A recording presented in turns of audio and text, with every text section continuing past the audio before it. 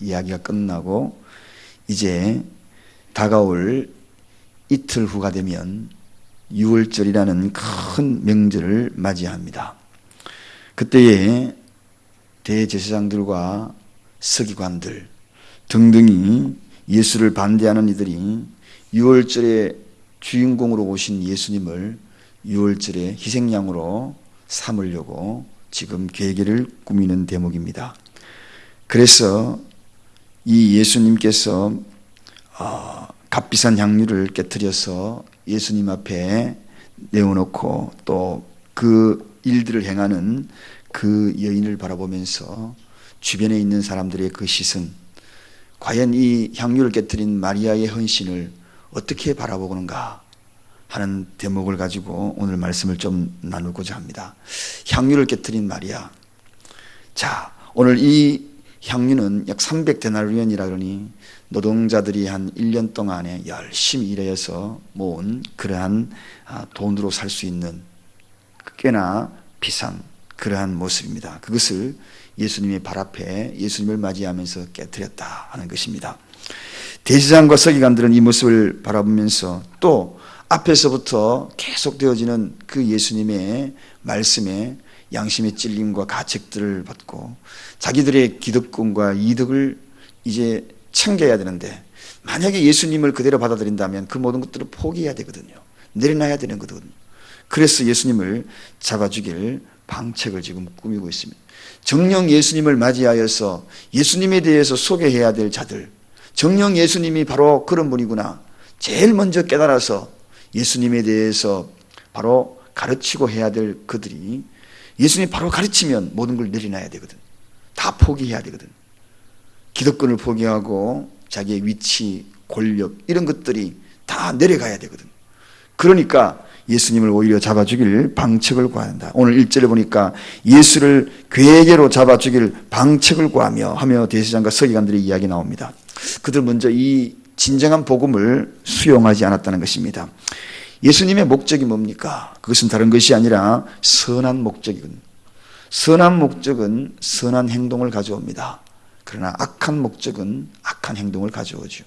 예수님은 선한 목적 가지고 오셨기 때문에 그 선한 목적의 행동을 이루기 위해서 그의 몸을 버려서 십자가에 대신 메어 달리는 그 놀라운 사랑의 사건들을 행동으로 옮겼지만, 악한 목적을 가지고 있는 이 서기관과 그리고 대제사장들의 모습은 무엇입니까? 악한 행동을 나오고 괴계를 꾸몄다. 그렇게 소개하고 있습니다. 잘못된 열심, 윗선, 신앙적인 형태는 언제나 이렇게 빛을 가린 괴계를 꾸미는 그러한 형태로 간다는 것입니다. 한편으로 이야기하면 바로 이 기득권을 포기할 수 없는 그런 목적들이 그들에게 있었기 때문에 그걸 지키기 위해서 잘못된 행동을 하더라는 것입니다. 어찌하든지 우리는 선한 목적을 가져야 합니다. 어떤 말을, 어떤 행동을, 그리고 그것이 겉으로 표출되는 것은 내 속에 있는 것이 표출되기 때문에, 그래서 선한 목적으로 내 마음속에 속에 있는 것들을 가득 채웠을 때에 그것이 선한 행동으로 나오는 겁니다. 악한 행동은 다른 게 나오는 게 아닙니다. 악한 생각을 가지고 악한 목적이 있기 때문에 나오는 것입니다. 그래서 오늘 이들의 모습은 바로 이 불순한 목적이었다는 것입니다. 자, 이러한 목적에 이러한 생각을 가지고 있는 이 서기관과 바리새인, 이래서 예수를 잡아서 죽일 계획을 꾸몄더라. 또 하나의 주변에 있던 사람들의 모습을 한번 지켜봅니다. 향유를 깨뜨린 마리아를 지켜보면서 어떤 이들이 있었습니까? 오늘 본문에 보니까 무슨 의사로 이 향유를 허비하였는가? 이 향유를 300데나리온 이상, 이 엄청난 것을 팔아가지고 어떻게 해요? 팔아 가난한 자들에게 줄 수 있었겠도다 하며 하고 5절에 그렇게 소개합니다. 마리아의 봉헌에 대해서 주변에 있는 사람들이 함께 어우러져서 비난하는 대목입니다. 자, 오늘 우리가 이 대목에서 이제 그동안의 서기관과 바리새인들에 대한 목적은 분명히 우리가 알았잖아요. 악한 목적이 있었고 그들의 기득권을 유지하기 위해서 악한 행동을 했다. 그런데 그렇다면 옆에 있는 이 사람들의 모습은 그들에게는 주어지는 것이 아무것도 없어요. 단지 바라보면서 그 마리아의 행동에 대해서 지금 평가하는 대목입니다. 오늘 이 대목을 우리가 주의할 필요성이 있습니다. 분명하게 서기관과 이 바리새인 대제사장들의 그 목적에 대해서는 우리가 보면서 자기들이 잘못을 하고 있구나 느끼지만, 오늘 어쩌면은 이 사람들의 이야기 속에서 우리가 기가 솔깃하고, 그리고 이 사람들의 이야기가 맞는 게 아닌가. 가난한 자들을 팔아가지고 300데나리온이면 엄청난 것인데 왜 이것을 그렇게 허비해야 돼? 깨트려가지고 예수님의 그 발 앞에서 깨트려야 돼서 그렇게 그런 마리아처럼 머리털로 이렇게 닦는 그런 일들을 해야 하는가? 왜 저렇게 허비하는가? 자, 그들이 그러면 실수가 무엇입니까? 예수님보다도 첫째는 물질에 대한 관심이 더 많았다는 것 딱 드러나잖아요. 그들에겐 기득권이 없습니다. 그러나 그들의 관심 속에서는 어떤 관심이 더 우선으로 되어 있었던가? 주님을 말씀을 들으면서 많은 군중들이 주위에 있었지만 결과적으로는 바로 이러한 물질이 예수님보다 더 관심이 많았다는 것이 그냥 그렇게 보였다는 것입니다. 여러분, 우리가 신앙생활을 하면서도 주일날 되면 많이 모이고 예배 드리지만 결과적으로 가만히 보면 우리의 신앙심이 어쩌면 물질보다도 더 뒷자리에 있을 경우가 없는가? 오늘 이 군중들을 바라보면서 우리가 깨달아야 될 부분, 예수님이 물질과 비교될 수 있는 그런 존재입니까? 그런 존재가 아니라는 거죠. 그런데 오늘 그들은 물질과 예수님을 지금 비교하고 있다는 것입니다. 한마디로 이야기하면 인간이 사용하는 편리를 제공하는 그러한 것들에 의해서 예수님이 지금 비교당하고 있다는 것입니다. 사랑하는 여러분, 예수님은 비교의 대상이 아닙니다. 절대적인 존재인 것입니다. 오늘 예수님을 비교하는 자들이 너무나 많다는 것입니다. 이게 바로 군중들의 모습입니다. 또 하나의 문제가 있습니다. 이 문제는 참으로 우리가 오류를 범할 수 있는 그러한 문제일 수도 있습니다. 하나님을 보지 못하고 이웃만 보고 있다는 것입니다. 여러분, 하나님 안에서 이웃을 바라봐야 되는데 이웃과 하나님, 신앙과 그리고 가난한 자, 하나님의 일, 그리고 가난한 자의 일, 어느 것이 우선입니까? 여러분, 가끔 가다가 저는 이런 것을 종종 봅니다. 우리 교회에는 그런 분이 없기를 바랍니다. 세상에서는 봉사 엄청나게 해요. 그런데 주의 일은 봉사 눈깜짝도 안 하는 사람이 있어요. 이것이 잘한 것이라 봅니까? 오늘 여기에 군중들의 모습과 다를 바가 하나도 없다는 것입니다. 우선순위가 무엇인가? 신앙의 일, 하나님의 일이 우선인가? 가난한 자의 일이 우선인가? 세상의 구제 사업은 열심히 하는데 주의 일에 대해서는 관심이 없어요. 여러분, 오늘 이 주위에 있는 사람들을 통하여 깨우쳐주고 있는 겁니다. 많은 사람들이 향유를 깨트려서 가난한 사람처럼 주는데 라고 이야기하지만 우리가 듣기에는 굉장히 소중하고 바른 소리 하는 것 같습니다. 그렇지만 더 소중한 것이 있습니다. 하나님에 대한 관심이라는 겁니다. 하나님에 대한 관심, 가난한 자의 관심, 이웃 봉사에 대한 관심, 하나님의 일에 대한 관심, 어느 것이 더 비중이 있는 것입니까? 많은 사람들이 여기에 오류를 범하고 있습니다. 봉사를 하더라도 주의 안에 우선 일이 있다는 사실을 기억하시기 바랍니다. 오늘 이것을 소중하게 다루고 있는 것입니다. 하나님에 대한 관심이 더 크다는 것을 알지 못하다는 거죠. 이웃에 대한 관심보다도 하나님에 대한 관심이 더 크다는 것입니다.